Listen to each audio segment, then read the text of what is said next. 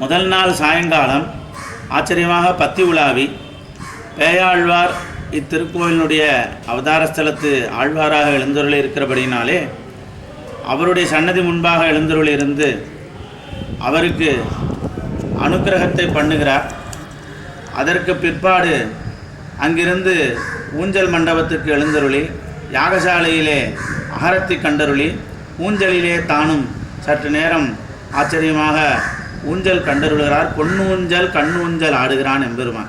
அதற்கு பிற்பாடு ஒய்யார நடையிட்டு கொண்டு வாத்திய கோஷங்கள் முழங்க ஒய்யார நடையிட்டு கொண்டு வாகன மண்டபத்துக்குள்ளே பிரவேசிக்கக்கூடிய எம்பெருமான் அதன் பிற்பாடு புன்னை மரத்திலே எழுந்தருளி வேணுகோபாலனாக சேவை சாதிக்கிறான்.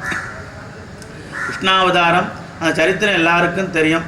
வஸ்திராபகரணம் பண்ணி கொண்டு பெருமான் ஒரு மரத்து மேலே ஏறி உட்கார்ந்து கொண்டான். அவர்களெல்லாம் எங்களை அபயம் அபயம் அபயம்னு கேட்க பெருமாளுக்கு எப்போதுமே என்ன அப்படின்னாக்கா என்னையே சரணாகதி பற்றி இருக்க வேண்டும் எல்லோரும் அப்படிங்கிறதான சொல்கிறார். நம்மளை நாமளே பார்த்துப்போம்னு நினச்சா நம்மளை கைவிட்டுட்டு அவன் நகர்ந்து போயிடுறான். அதனால் இவர்களெல்லாம் நீ எப்படியான்னு ரட்சிக்கணும்னு அவன் திருவடிகளில் சரணாகதி பண்ண. வாழ்க்கையில் ஒவ்வொரு மனுஷனும் ஏதோ ஒரு புள்ளியில் நிற்கிறப்போ நமக்குன்னு யாருமே இல்லையா, இல்ல நாம போற பாதை சரிதானா அப்படின்னு ஒரு கேள்வி மனசுக்குள்ள வந்துட்டு போகும். அப்போ எல்லாம் நமக்கு தோன்ற ஒரே முகம் அந்த நீலமேக கண்ணனோட சிரிச்ச முகம்தான். ஏதோ ஒரு மாயக்குழல் சத்தம் நம்ம காதுக்குள்ள கேட்குற மாதிரி ஒரு உணர்வு வரும். அது வெறும் கற்பனை கிடையாது, அது ஒரு அழைப்பு. அந்த பரம்பொருள் நம்மளை தேடி வர்ற ஒரு சிக்னல் அது. இந்த உலகத்துல எத்தனையோ தெய்வங்கள் இருந்தாலும் கிருஷ்ணர் மட்டும் ஏனோ நம்ம வீட்டு பிள்ளை மாதிரியே தோணுவாரு. அவர் ஆடுவாரு, பாடுவாரு, வெண்ணை திருடுவாரு, அப்புறம் போர்க்களத்துல நின்று தத்துவமும் பேசுவாரு. ஒரு மனுஷன் பிறந்ததுல இருந்து சாகிற வரைக்கும் என்னென்ன உணர்ச்சிகளை சந்திப்பானோ அது அத்தனையையும் தன் வாழ்க்கையில வாழ்ந்து காட்டினவர் அவரு. அதனாலதான் அவரை தேடி போற பயணம் நம்மளை நாமே தேடி போற பயணமா அமையுது. இன்னைக்கு நாம பார்க்க போறது வெறும் கோவில்களை பத்தின தகவல் கிடையாது. அது அந்த மாயக்கண்ணன் இன்னைக்கும் ரத்தமும் சதையுமா வாழ்ந்துகிட்டு இருக்கிற சில அதிசய இடங்களை பத்தின ஒரு தேடல். குறிப்பா பூலோக வைகுண்டம்னு சொல்லப்படுற குருவாயூர். அங்க இருக்கிற அந்த சின்ன கண்ணன் சிலை இருக்கே, அது சாதாரண சிலை இல்ல. அதுக்கு பின்னாடி பல கோடி வருஷத்து வரலாறு இருக்கு. துவாரகை கடலுக்குள்ள மூழ்கினப்போ நம்ம தேவர்களின் குருவான பிரகஸ்பதியும் வாயுதேவனும் அந்த சிலையை தூக்கிக்கிட்டு வந்து கேரளா மண்ணுல பிரதிஷ்டை செஞ்ச அந்த நொடியிலிருந்து அந்த ஊரே ஒரு சொர்க்கமா மாறிடுச்சு. அங்க இருக்கிற பாதாள அஞ்சனம்ங்கிற அந்த சிலையில ஒரு ஈர்ப்பு இருக்கு. அங்க போயிட்டு வந்தவங்க கிட்ட கேட்டு பாருங்க, கண்ணனை பாத்தியான்னு கேட்டா இல்ல அவன் என்ன பார்த்தான்னு சொல்லுவாங்க. அந்த ஒரு நிமிஷ பார்வைக்காகத்தான் லட்சக்கணக்கான மக்கள் காத்துக்கிட்டு இருக்காங்க. அதுவும் அங்க இருக்கிற யானைகள், அந்த தீபங்கள், அதிகாலை 2:30 மணிக்கு நடக்கிற அந்த நிர்மால்ய தரிசனம், இதெல்லாம் வார்த்தையால சொல்ல முடியாது, அனுபவிச்சுதான் பார்க்கணும். ஆனா கேரளா மட்டும் கிடையாது. வடக்கே போனா நிதிவன்ல இன்னைக்கும் ராத்திரி நேரத்துல கிருஷ்ணர் ஆடிக்கிட்டு இருக்கிறாருன்னு சொன்னா நம்ப முடியுமா? அந்த அடர்ந்த காட்டுக்குள்ள ராத்திரியானா ஒரு பறவை கூட இருக்காது. அங்க இருக்கிற துளசி செடிகள் எல்லாம் கோபிகைகளா மாறி ஆடுதுன்னு அங்க இருக்கிற மக்கள் இன்னைக்கும் சொல்றாங்க. இது உண்மையா பொய்யாங்கிற விவாதத்தை விட அங்க இருக்கிற அந்த உணர்வு இருக்கே, அதுதான் முக்கியம்.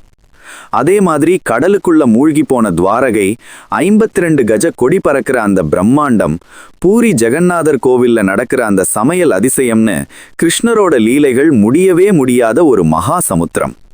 இந்த வீடியோவோட நோக்கம் உங்களை அந்த இடங்களுக்கு ஒரு மனரீதியான பயணத்துக்கு கூட்டிட்டு போறதுதான். ஆன்மீகம்ங்கிறது ஏதோ வயசான காலத்துல வர்றதில்ல, அது நம்ம வாழ்க்கையோட ஒவ்வொரு அடியிலையும் கலந்திருக்கிறது. நாம இப்போ குருவாயூர்ல இருந்து நம்ம பயணத்தை ஆரம்பிக்க போறோம். அங்க எப்படி போகணும், அங்க என்னென்ன மர்மங்கள் இருக்கு, அங்க இருக்கிற அந்த பாலகிருஷ்ணன் எப்படி நம்ம வாழ்க்கைய மாத்துவான், இதையெல்லாம் ஒவ்வொன்னா ஆழமா பார்ப்போம். மனசை லேசா வச்சுக்கங்க.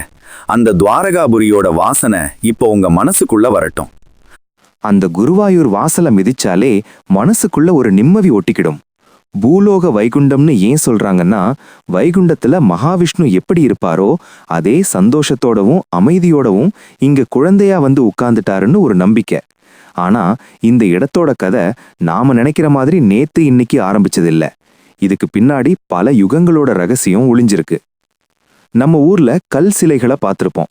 ஆனா குருவாயூர்ல இருக்கிற அந்த சின்ன கண்ணன் சிலை இருக்கே, அது பாதாள அஞ்சனம் அப்படிங்கிற ஒரு அபூர்வமான கல்லால ஆனது.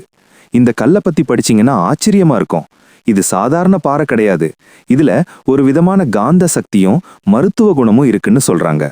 அதுல வடிக்கப்பட்ட அந்த 4 கை விக்கிரகம் கையில சங்கு, சக்கரம், கதை, தாமரை மலரோட ஒரு சின்ன சிரிப்போட நிக்கும் பாருங்க. அந்த சிரிப்புல தான் மொத்த உலகமே அடங்கி இருக்கு. இந்த சிலை எப்படி இங்க வந்துச்சுங்கிறது ஒரு பெரிய சாகச கதை. முன்னொரு காலத்துல கிருஷ்ணாவதாரம் முடிய போற நேரம். துவாரகை நகரம் மொத்தமா கடலுக்குள்ள மூழ்க போகுதுன்னு தெரிஞ்சிருச்சு. அப்போ கிருஷ்ணர் தன்னோட பக்தன் உத்தவர்கிட்ட ஒரு பொறுப்பை கொடுத்தாரு.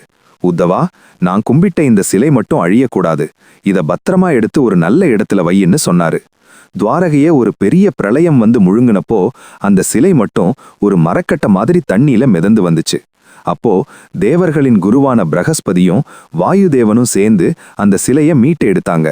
அவங்க உலகமெல்லாம் சுத்தி வந்து ஒரு சரியான இடத்தை தேடினாங்க. அப்போதான் கேரளாவில் இருக்கிற இந்த தாமரை தடாகம் அவங்க கண்ணுல பட்டுச்சு. அங்க ஒரு அதிசயம் காத்துக்கிட்டு இருந்துச்சு. அந்த குளத்துல இருந்து சாக்ஷாத் பரமசிவன் வெளியே வந்து அவங்கள வரவேற்றாரு. இந்த இடம் ரொம்ப புனிதமானது. நானே இங்க விஷ்ணுவை நினைச்சு ருத்ரகீதம் பாடி தவம் பண்ணிருக்கேன். அதனால அந்த மாயக்கண்ணனை இங்கேயே உட்கார வைங்கன்னு சிவன் வழிவிட்டாரு. குருவும் வாயுவும் சேர்ந்து அந்த சிலையை அங்க பிரதிஷ்டை செஞ்சதால தான் அந்த ஊருக்கு குருவாயு ஊர்னு பேர் வந்துச்சு. அங்க இருக்கிற அந்த ருத்ர தீர்த்தம் குளம் சும்மா தண்ணி கிடையாது. பல 1000 வருஷத்துக்கு முன்னங்கனின் கருணையை உணர்ந்தவர்கள் மறக்காமல் பூத ப்ரூதே நம என்று கமெண்ட் செய்து லைக் அண்ட் சப்ஸ்கிரைப் பண்ணிக்கோங்க.